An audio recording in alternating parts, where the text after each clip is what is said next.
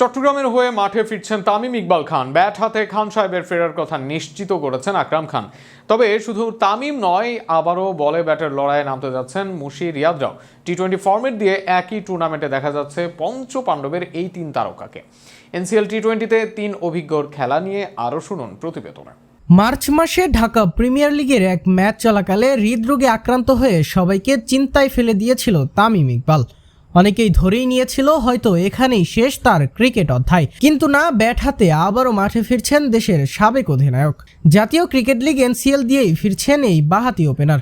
নিজের বিভাগের দল চট্টগ্রামের হয়েই খেলবেন তিনি, বিষয়টি নিশ্চিত করেছে বিসিবির টুর্নামেন্ট কমিটির চেয়ারম্যান ও তামিমের চাচা আকরাম খান।